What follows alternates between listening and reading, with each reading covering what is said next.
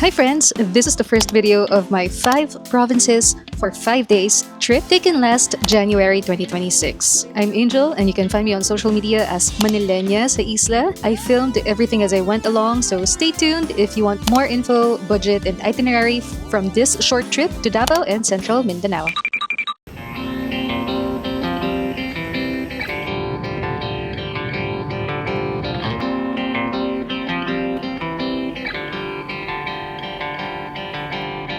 We thank you for making Cebu Pacific a part of your important moments.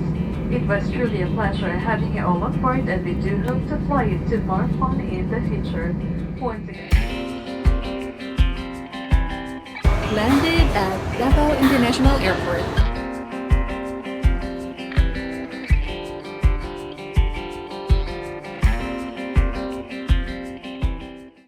Naglibot-libot lang ako dito sa mall saglit. But we're gonna be taking a grab, going to my accommodation and rest for a while. Kasi parang wala naman akong planong gawin ngayong araw na to. Siguro mamayang gabi sa yung night market, Rojas Night Market. But aside from that, I think I'm just gonna rest for the whole day.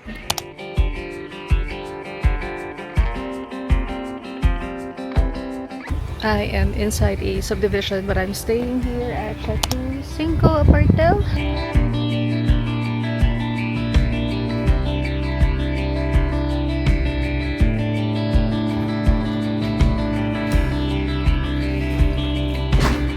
I booked this room on Klook for 860 pesos per night. I'm only gonna be staying here for one night kasi ang plano ko bukas ay pupunta ako ng Philippine Eagle Center and then diretso na lang Jensen. So I'm only gonna be staying here in Davao for one night. And I booked this property on Klook. You can also book yours and your other trips on Klook. You can use my code, Manilenya Klook. So valid until July 2026. Maybe a new code in the future, I don't know. But for now, it's Manilenya Klook. Yun lang. For its very affordable price of 860 per night, I like that this property has its own television, air condition. Yung outlet nila ay malapit sa kama mismo, so you can just charge comfortably. Their toilet is okay, super small, but it has a shower heater, which is a plus for me. And it's clean. It's small. It's good for a couple or solo. It's clean. It's decent. I like it. Okay, so I just rested for a bit dito sa room ko and now we're going to Rojas Night Market. It's already 4:39 and I tried using the app that I saw.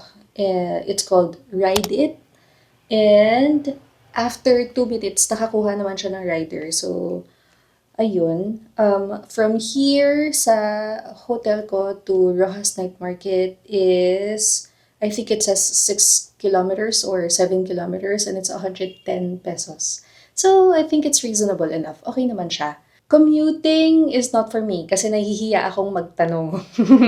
Hindi ko forte ang magtanong sa tao. So, as much as possible, I wanna use, just apps for booking riders and check on Google Maps for nearest cafes or restaurants where I can eat. Pero whenever I travel, I try to make sure that I immerse myself on, the local food that are available. So, dun tayo ngayon sa Rojas Night Market pupunta.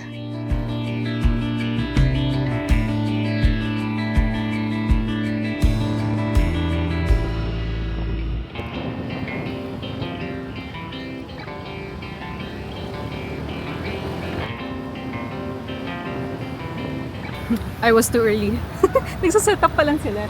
Akala ko kasi alas 5 bukas na. That's what I saw in Google Maps. Pero sabi nung rider kanina, baka mga 6 pa yan or 6:30. So, lakad-lakad muna ako. Also, I didn't realize na kahit na nasa city tayo, kapag Sunday, karamihan sa mga establishments sarado pa rin. Kanina, naghahanap ako ng cafe. Ang daming sarado kapag linggo. So, okay. O nga naman, nasa probinsya pa rin tayo. So, pag Sunday talaga, close ng mga bagay-bagay. Mindanao Souvenir Center.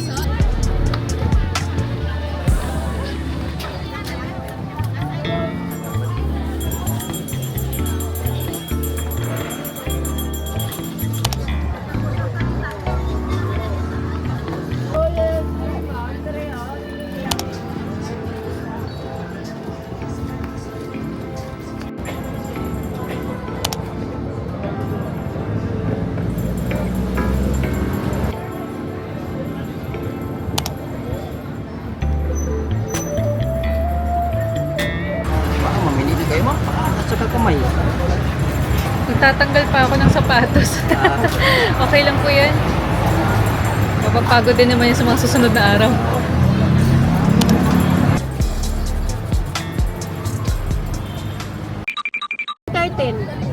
Ayaw lagi gunitin.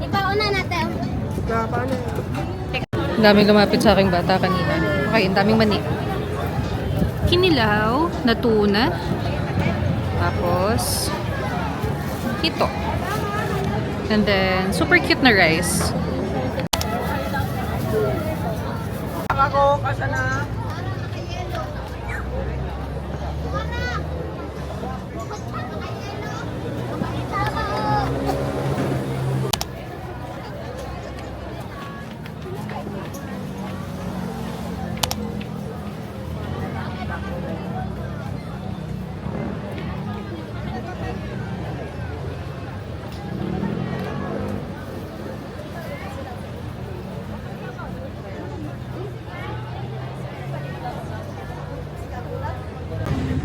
Last time yata ako nakakain ng hito sa Iloilo pa. So, that was 7 years ago? 6 years ago? 2019 eh. Ano ba yung math ko? Hindi 26 na. Ayun, ngayon lang ulit ako nakakain ng hito, but this time it's just regular ihaw. It's not the isal type like in Iloilo.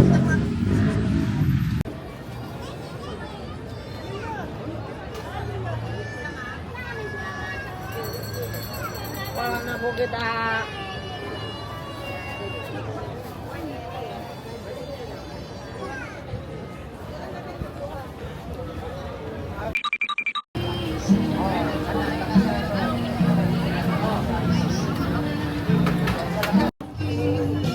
Round 2. Squid. Huge squid. And then these ones are fried shrimps. Maliliit na shrimps.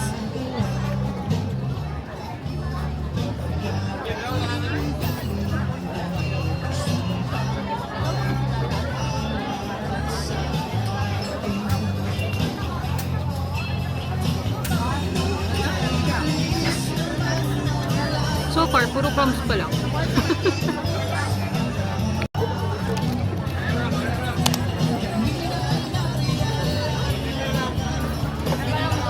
Puro crumbs pa lang.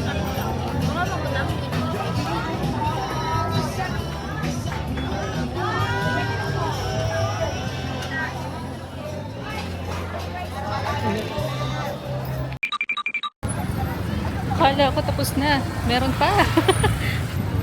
Dami ukay.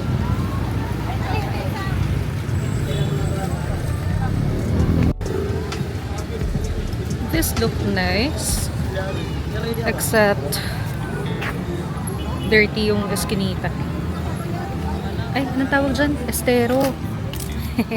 Eskinita. So, yeah. Huwag nyo na lang amuyin.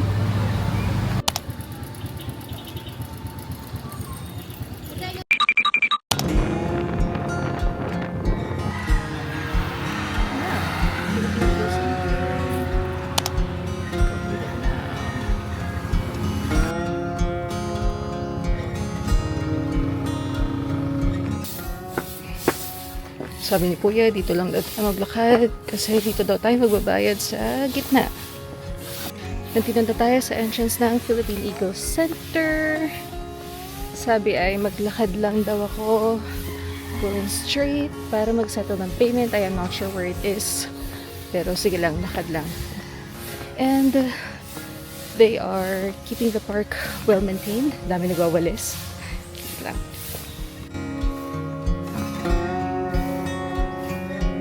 Park. So, Philippine Eagle Center, turn right.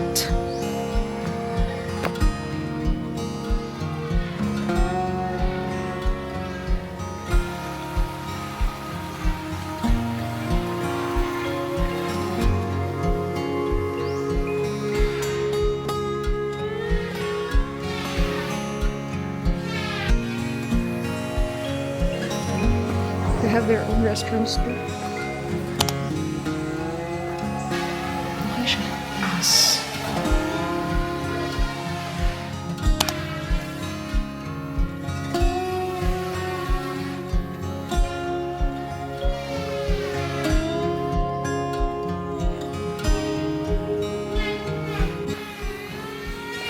Hello po. Dito po magbabayad ng entrance? 150 each po. Ito po sila. Ako lang po.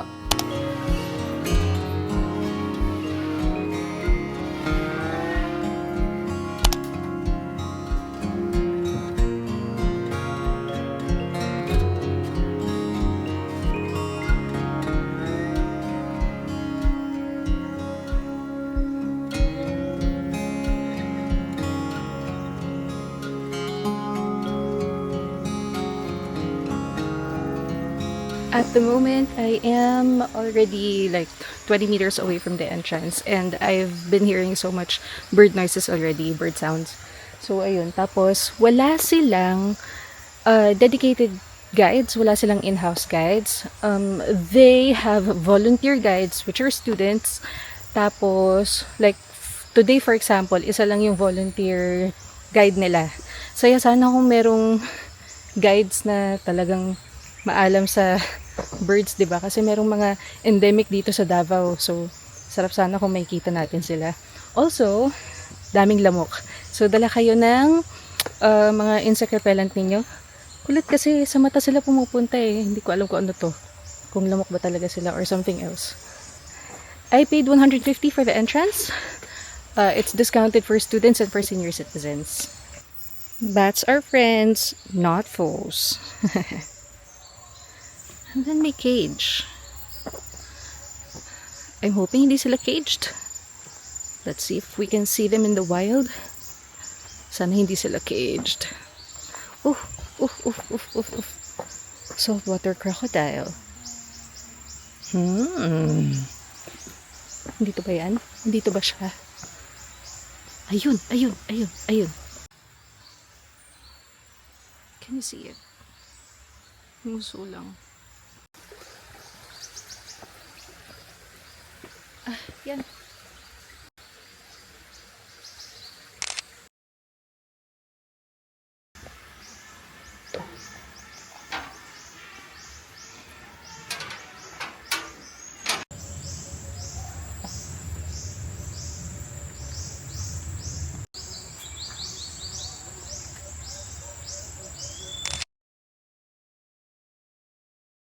Sa totoo lang, ang goal ko talaga is to find as many birds as possible na hindi caged. Kasi thick naman yung forest area nila, yung area nila with plants and trees.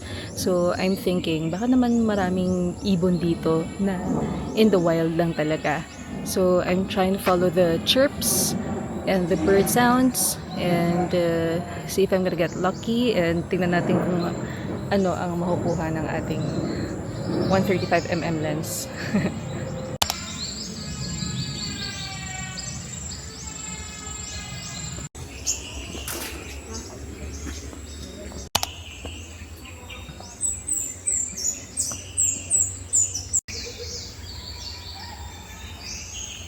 Say hello to Philippine Eagle. Ayun, siya sa cage na yan. Hi, Vigo.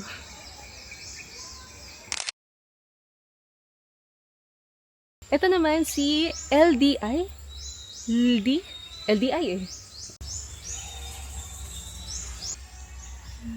Ayan siya. So, magkahiwalay ng cage si ate mo Philippine Eagle kay male na Philippine Eagle kay Vigo.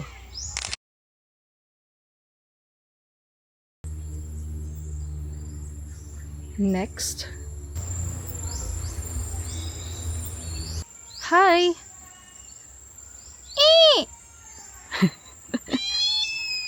Oh.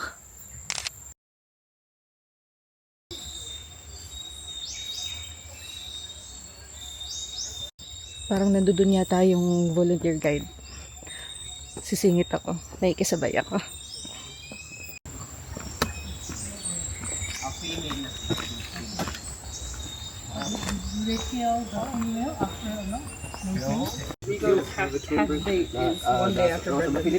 That's why they didn't fight, even there are five inside, because they are not territorial. Now we're in the part where we can see the birds almost face to face. They're super close to us. Look at that. Name niya, Pagbabago. It's also a Philippine eagle.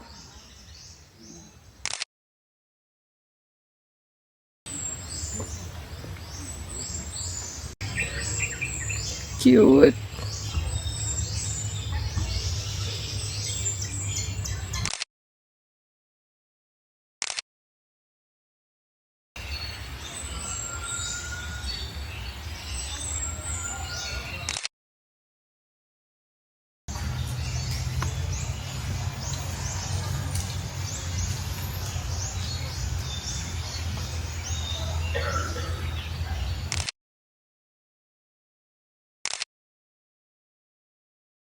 This one's huge. Sebi. Si Ibex ulit ang adapt.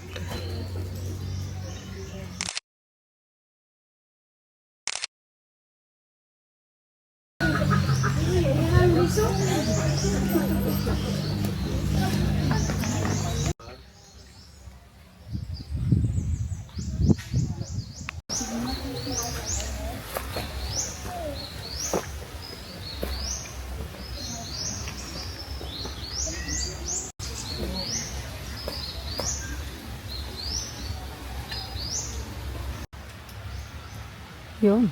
Hi!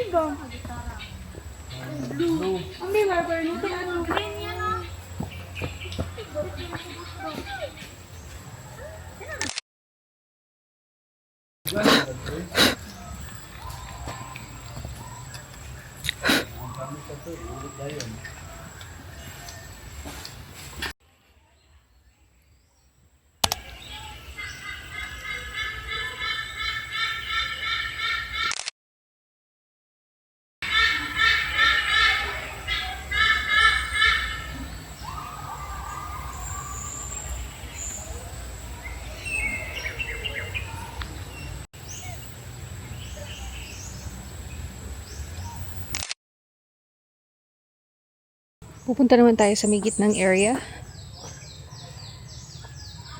It's nice. Going to the gazebo. Hindi natin masyado makita yung mga Scops Owl. It's Mindanao Lowland Scops Owl kasi ang liliit nila. Tsaka mga nocturnal, so medyo tulog pa. Time check, it's already 11:39. Hintayin ko lang si kuya na sunduin ulit ako. Sabi niya kasi babalik muna siya sa town. So, or sa city. Basta dun sa sentro. Eh, 1 oras yung biyahe. So, hindi ko lang alam kung nakabalik na siya. Pero sabi ko 12:30. Kasi ini-enjoy ko pa namang mag-ikot-ikot dito. We started the tour. Or I started entering here 9:45. Nag-ikot-ikot na ako. So, it's been 2 hours na ba? Ayun. And, ang daming maliliit na insektong yung ang puntiri ay mata. So, try to wear a protection sa mata ninyo. Lalo ko nakakontak sa halimbawa, no. So, hindi ko pwedeng scratch pa may pumasok. Talagang mano-mano ko siyang tatanggalin sa mata ko. Medyo ingat na ingat ako. Yung initial goal ko to get as many wild birds as possible. Hindi siya nangyari kasi masyado akong na-astonish sa mga owls tsaka sa mga eagles. Yan, parang may pumasok na naman yata sa mata ko. Inis. Ayun. So, hindi ako masyadong nakakita ng mga wild birds around. Sobrang astonished ako dun sa itsura ng mga serpent eagle, Philippine eagle. Pati yung Philippine eagle owl, hindi ko nga masyadong nakita kasi nga, ang laki ng cage pero ang liit niya. Tapos, umaga pa, so malamang natutulog. So, hindi ko siya nakita. But, the Mindanao Scops owl, ayun sila. Isang tumpok doon. Cute. Ang cute nila. So, para sa akin, sobrang sulit ng 2 hours na iniikot ko dito. Naikot ko naman yung park ng buo. And if I am to really do my goal na maghanap pa ng mga wild birds, siguro kahit maghapon, kaya kong tumagal dito. Pero kasi, I'm gonna try to catch a bus going to General Santos this afternoon, mga around 2 or 3, para mag-spend ng night doon.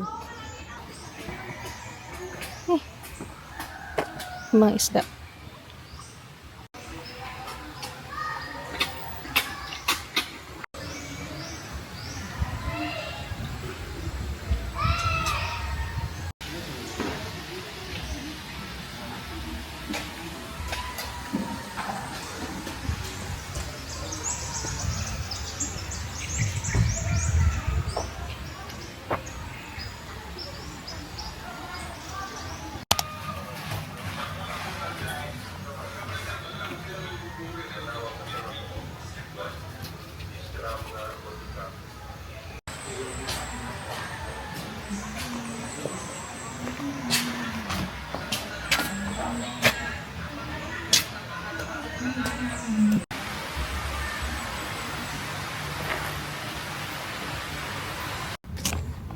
There are multiple souvenir shops outside.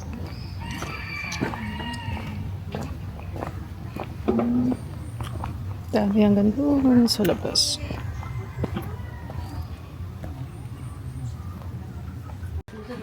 Ito daw ay lauwi.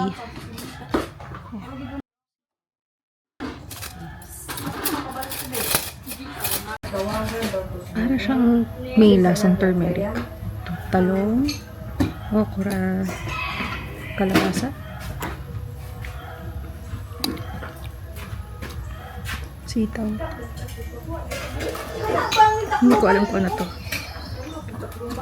Parang ito yung nagpapalapot kasi malunggay. Tapos may hindi luya eh. May something else.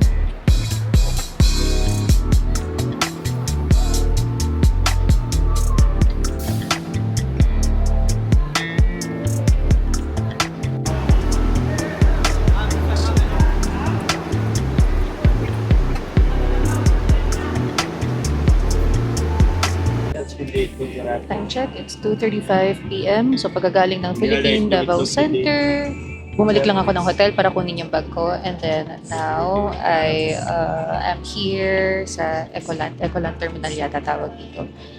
And then, we're going to Gensan, Bulaong.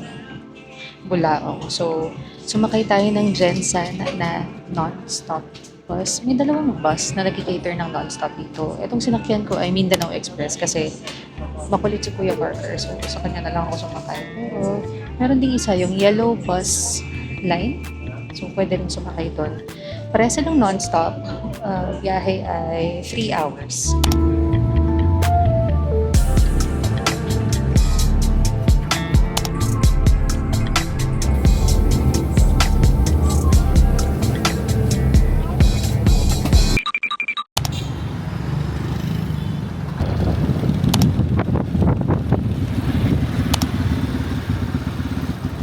Nagpahatid ako sa Maxim. So, I downloaded another app. It's called Maxim. And nagpahatid ako dun sa rider. Papunta ng accommodation ko. And then now, sabi ko sa kanya, after sa accommodation, baba ko lang yung bag ko. And then, drop mo ako sa parang night market or kung saan maraming ihawan. And dito niya ako dinala sa may San Pedro Street. Actually, hindi ko masyadong makita yung address Google Maps. Tinitingnan ko siya dito. Pero ang nakalagay sa mga signages ay Chongson Arcade Lagao. Chongson Arcade Lagao.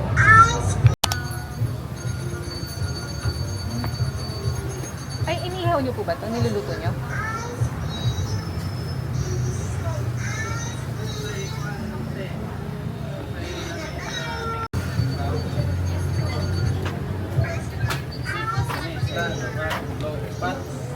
Dapat siya bukog sa malasuki. Pepe ka na pala naka.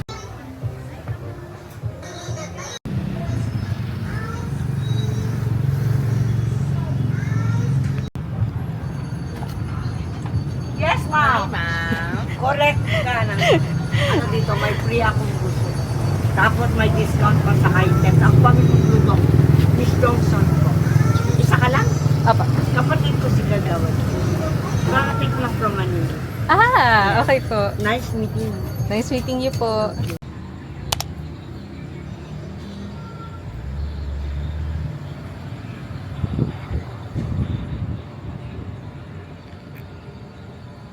The people pleaser in me ay ipinahamak na naman ako ulit. Ayoko naman sana kumain dito. Pero kasi si tita, medyo aggressive mag-sales talk. So, sige na nga.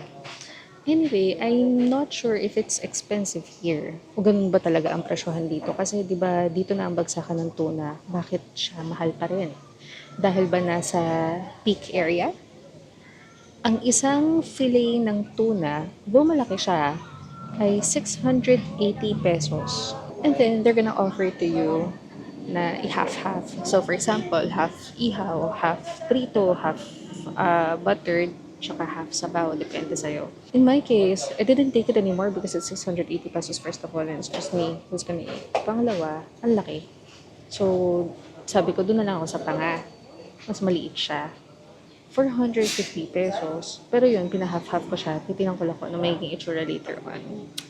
Pero, ayun, I just find it weird na nasa bagsakan ka ng tuna, pero ang mahal ng tuna. Baka nasa mahal na spot ako. Pumabor naman pala. May libre ako ni tita ng salad. Ang tawag dito? Seaweed. With mangoes and gulay. Okay. But this one is yung buttered na pangat. And this one is grilled tuna.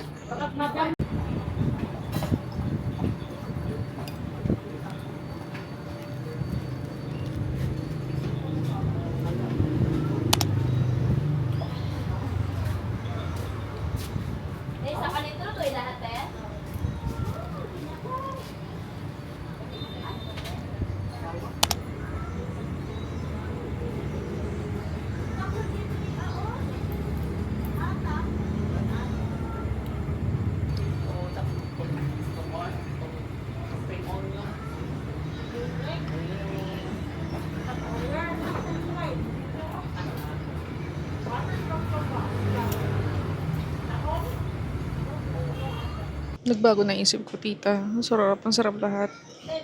Shut up and take my money. Sarap. Sarap.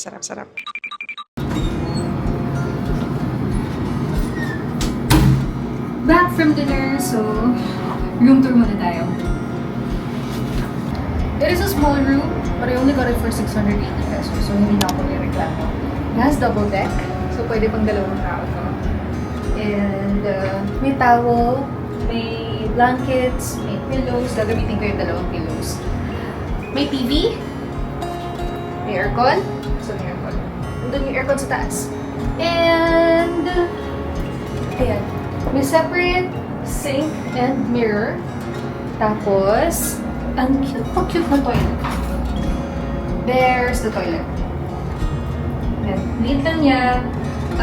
Bukas ko pa masusubukan if gagana yung hot shower. Pero this is basically it for 680 pesos per night. And I'm not staying here the whole day anyway, so it's okay for me.